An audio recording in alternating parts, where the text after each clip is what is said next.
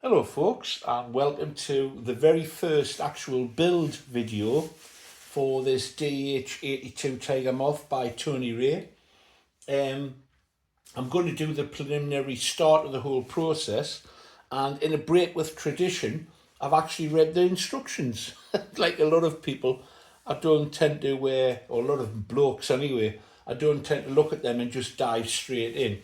But as it's a review of a kit, I thought I'd better do that. Now, the first thing is you have to access the instruction manual, and that's online. But I've already mentioned in a previous unboxing video that that's not easy to find, and I hope it is something that Tony addresses in the future simply by putting a piece of paper in the box that actually has the direct link, because you end up going down a couple of rabbit holes trying to find it. But by the by, I've got there now. That's it on the computer. We'll look more at that in a moment. And you'll also see an instruction manual. Somebody said, well, I like to work from a full manual. Well, when I've looked at this, I'm sure it's 100 pages long or more. Well, I'm not going to print that out, but what I would recommend is to print out the first 8 pages. And that gives a general introduction, of which I will mention a couple of things. And then basically an itinerary list of materials, and I'll tell you how I'm going to approach that.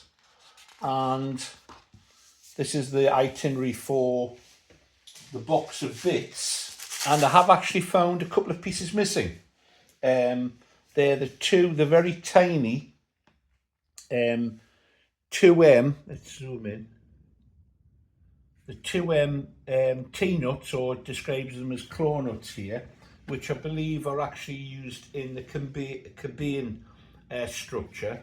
And there's a way around that, I think, but if not, I'll just have to order them. I'm not going to go chasing up Tony or Leeds Model Shop for 2 of them. Irritating, yes, but on a kit as complex as this, I suppose it's to be expected.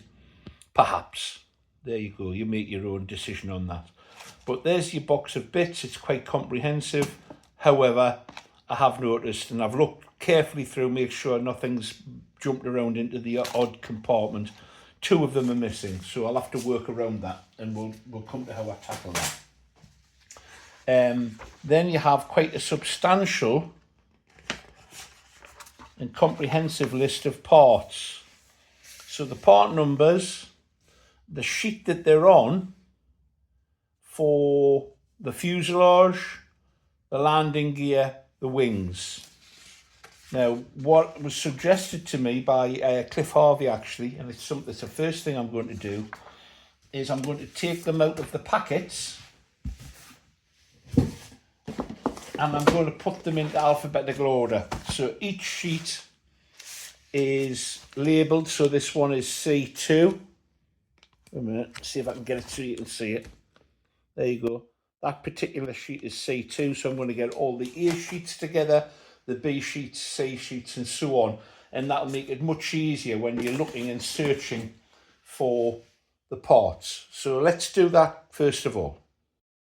Now, I've built many kits which have ranged in the way they've been put together. Some simply had the parts printed on and you had to cut them out, some very old school models there. Some had some die cut parts, and the quality of them varied enormously on how new the die was when it was doing the cutting. Sometimes all it did was crush the balsa rather than cut it. The flare ones were very good quality die cutting. But this is the first one that I've actually come across which is actually using modern technology, and it's been laser cut. And it suggests that from Tony that you sand the back of the sheet very lightly to remove any burr, and that you dry fit the parts before you actually assemble them, because there is some variation in tolerance because of the wood that's used. It's very accurate in terms of cutting, so the laser will cut within 0.2 of a mil accuracy, but the wood obviously isn't always as accurate as that, so you have to dry fit them. And that's what I'm going to show you as I do put the sides together now. Let's get cracking. having sorted them into alphabetical and numerical order, it's very easy to find the parts. It would be a bit of a nightmare if you were just randomly searching through, so that's very useful. And I found the three main components for each side, and that's S1B, S1A, S1C. And here they are here. And they feel like they almost want to fall out. So what I'm going to do is, as instructed, give it a very light sand on the opposite side.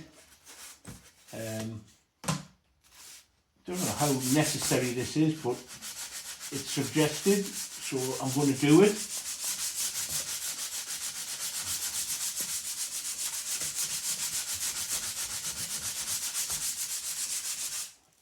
That's that one done.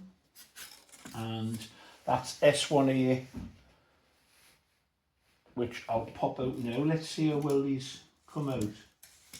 Well, you can actually see, if you look very closely, well, I can certainly see tiny little tabs where they're still attached. So I'm just going to free them up. There aren't many of them, just enough to hold them in the sheet so they don't fall out, I think is the idea. Now, whenever I'm cutting stuff out from a sheet, I always keep the bits that I've cut them from. There's two reasons for that. If I make a total balls up of the job, I could use the outline to cut out a new part.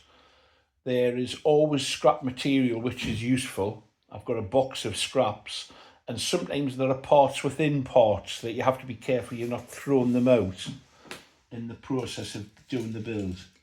So there you go, that one out. And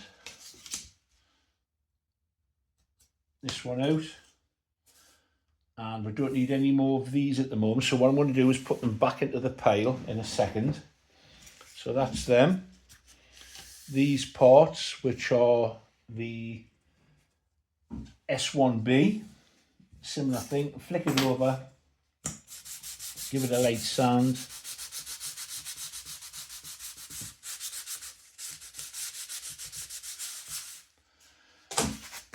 Turn it over and remove the part. Let's have a look.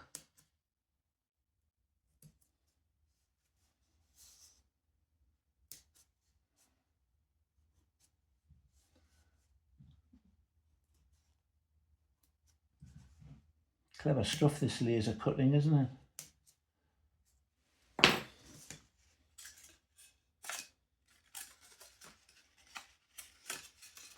There you go. Now, I'm certain there's no spare parts on that, but there is useful scrap, so that'll go in the scrap box. And then it's always there for me if I need it. And the two sides, I can see them quite clearly. They are S1C, right and left, and it actually has the letters marked on. Give them a quick sand.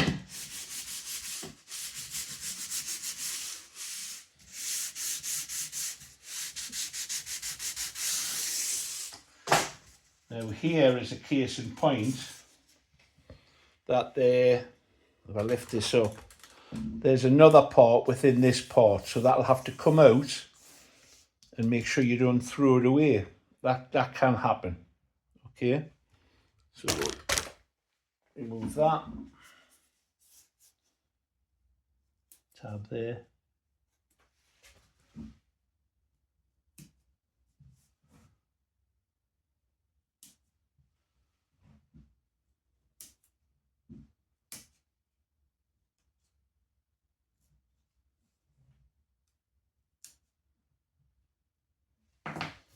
See, that comes out. It does nicely.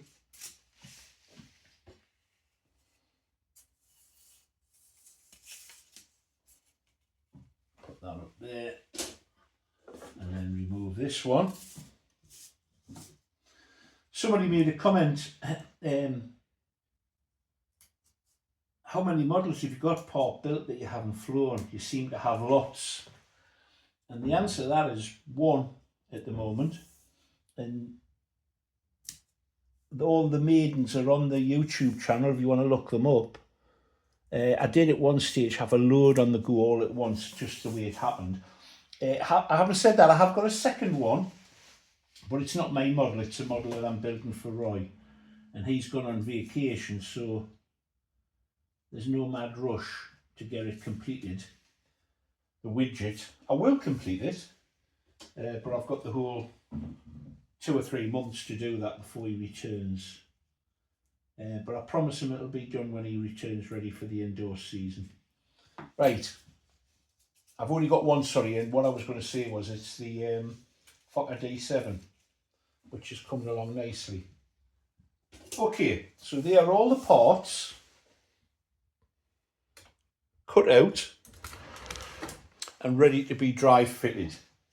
And they're right and left handed, so let's get them the right way around. We'll start with, let's have a look. I'll put them like that. So left and right hand, and that way you don't muddle them up. And we have this piece, which jigsaws into there. Goodness me, it is literally a jigsaw. And this piece, which jigsaws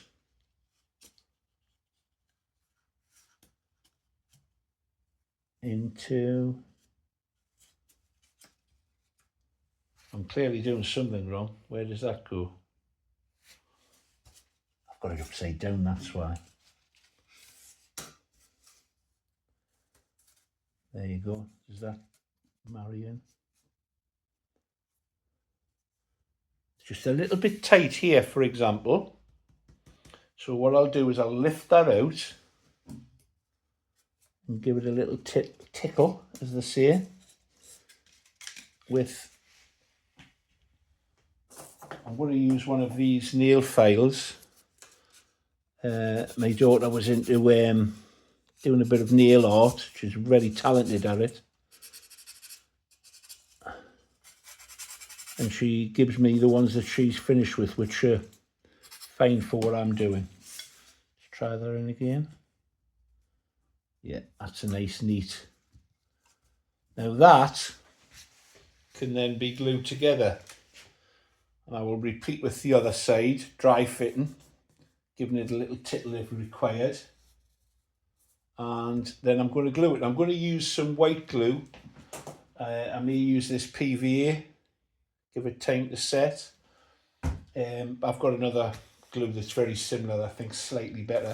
So I'll get these put together and that'll be the first part of the process done. While these sides are gluing and setting, it calls for S2 to be glued in place, which are plywood reinforcements. And it makes sense to glue them in place and weigh them down while the parts are actually gluing together. Let's check these out. It'll be a little bit heavier to cut, I would imagine. S2. That come out. A little bit more encouragement. Perhaps with a heavier blade would help.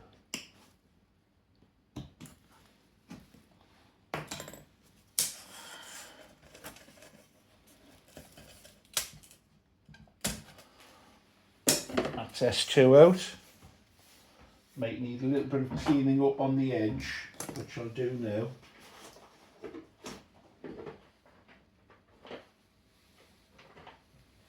Just taking the tab off. It's not much actually. No, next to nothing. So they go on, and let's get these orientated now. So we're looking at that one, it goes that way. That's the correct way for it to go. And I'll take these pins out which are in the way now. And they should all line up nicely with the holes. It's a good guide.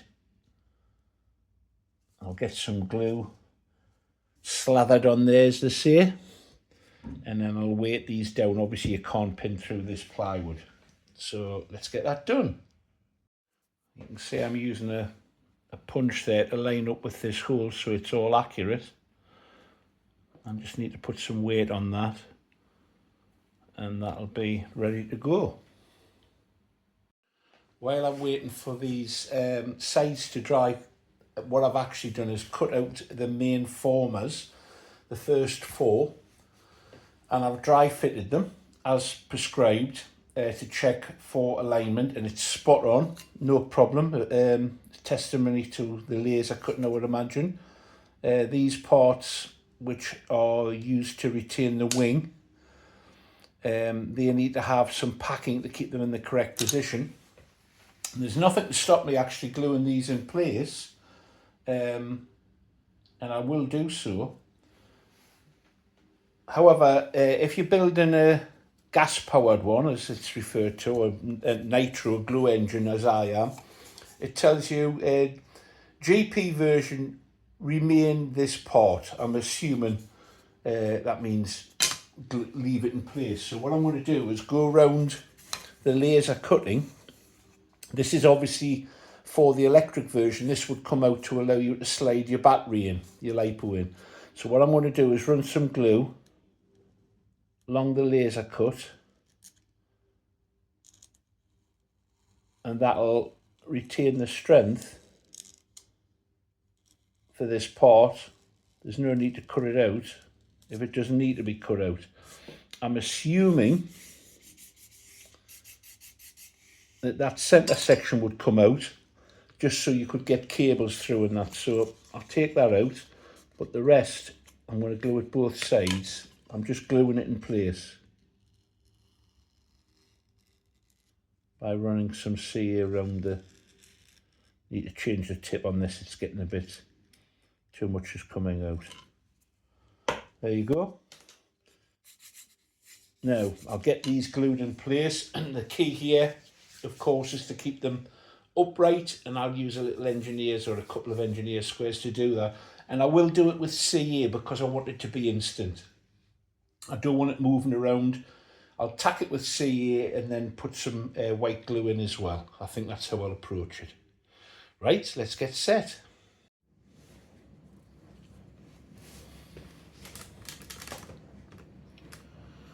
As you can see, I've glued in these formers because these are at right angles to the main sides.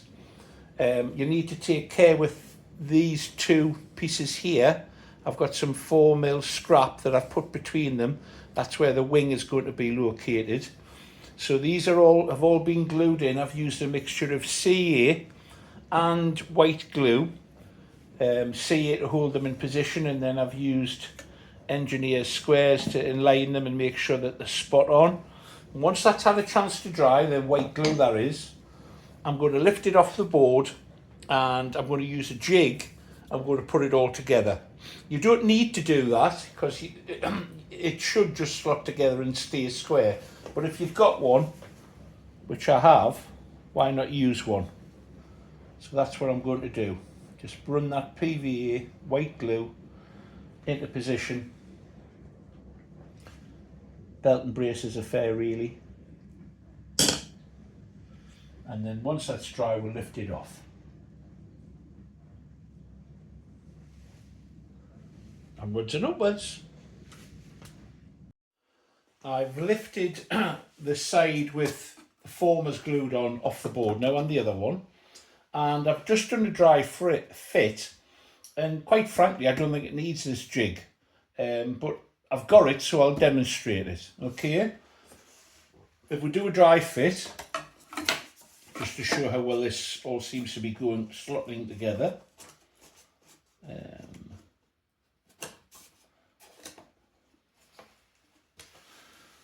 And I'm just pushing them into the, and I wasn't going to assume that it was going to fit easily. So there you go, dry fit, spot on. And I think you could put this together without a jig, but I've got one, so why not use it? And the trick to using it is to mark on the centre line. You can see I've marked it there on the formers. Pick out the centre line on a board, just pick a one arbitrarily even, set these on one face, and then I'm going to set them on the other face, and it'll hold it all square. And then I can run the glue in, push it up, and it'll hold it square. Once they're set, I can start thinking about pulling in the other formers and placing the other formers in as we go along. So I'll get this glued up, set up, and then we'll start looking at how the other formers are all going to fit together. So there we are, it's set up in the jig. You only need 4 right angles to do this part. It's holding this square. I've lined it up centrally using the marks on the formers with the central line I've selected from this board. This part's the next thing to add. F3C, and the clue is in the arrow pointing forward because it's handed. There's a wide part and a narrower part. I don't know the exact reason for that at the moment, but obviously it's needed. Just bear with me while I get the paintbrush for the glue. I'm going to apply the glue now, and with this model I was struck by how light it seems to be coming out at, and obviously the strength in the design is how all the parts interlock. That's what seems to be the main thing that makes the difference. It hasn't been beefed up, so to speak. It's all about how things interlock, and it's the structure that provides the strength. That's what I think's going on anyway. Up to now, that's my observation. So arrow pointing forward. Let's put that in. I have dry fitted it before I started rolling the tape. Video, that's not in properly. That's flush and level, excess off.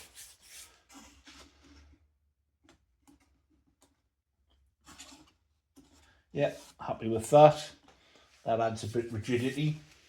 I'll just scroll up and see the next thing. It pays you to bump a couple ahead so that you don't miss out something or get caught out by something. So, right, the next thing I'm going to start doing is adding some of the formers that give the shape for the cowling, not the cowling, sorry, the upper deck of the fuselage. So we have F3A, just zoom in. So we have F3A, 3B, F3B, and then 2 supporting pieces which are S5 and S4. So I'll find them using the method that I've been doing. Alphabetical order for the sheets and numerical order for the sheets helps you find the bits, and we'll start gluing these together. So I found the parts I'm looking for, 3A and 3B. Cut them out.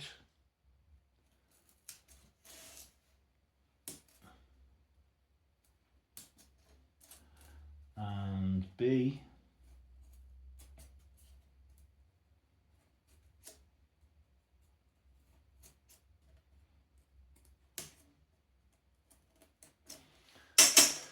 And let's have a look. So F3A goes forward.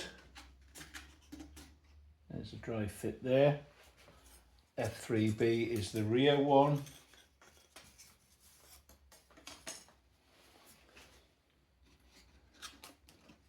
Which is there. Then we have a small joining piece here. And a piece, sorry, I didn't think you saw that, sorry, there, and then another piece here. Okay, dry fit, it works, and what I'm going to do now is CA those in position as they are, and I'll use the capillary action of the CA glue itself to draw it in. But what I'm going to do is I'm going to remove this disposable tip and put a new one on. Just a second. Right, these are a real boon. They allow you to actually put the glue where it's needed. Just making sure they're in position. Yeah, I'm happy with that.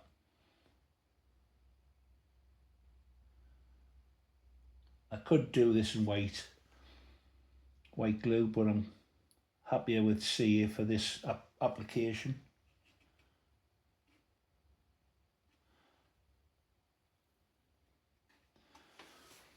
That's that part done. Zap that in. And as I say, I can put the glue where it's needed. Just hold it for a second. I've just got to let this dry, the other side. Time for a break, coffee or something, I think. And then when it's set, I'll be able to lift it because I need to put some parts in the lower front section.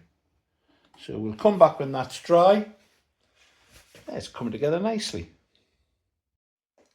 As you can see, I've lifted the fuselage from the jig because the next thing to do is to add this part to the bottom. Now, on the photograph, let's zoom in, it shows it with the inserts still in place, but I see no reason to do that, so I've taken them out. And besides, there is actually a part, there are parts in one of these, so they have to come out. Now there's a dotted line here to facilitate the bending, and it's partly laser cut through, so what I'm going to do is just run the blade along there to ease it a little bit, but not cut it all the way through. Then we'll dry fit it and we'll get it glued in. And I think that's the point at which I'm going to have to stop, because taking the advice of looking ahead, the next part that's required, we can zoom in, you can see there it's the small claw nuts which hold the cabane struts, and they're what's missing from the kit. So until I actually get round to getting some replacements for that, I'm going to stop it at that point. A little disappointing, but not the end of the world. There's the bend there, and it goes in. Let's just zoom out a little. It goes in like this. Seems to be dry fitting okay. I'll fiddle about with this, get it glued in place, and we'll call that an end to the video, I think, for today at least. So other than the lack of those parts, those nuts, there's nothing really that I can say that's been an issue. So there we go, the first part of Tony Ray's Tiger Moth. If you've enjoyed the journey so far, please give it a thumbs up. If you want to see more, subscribe to the video. Bye, folks.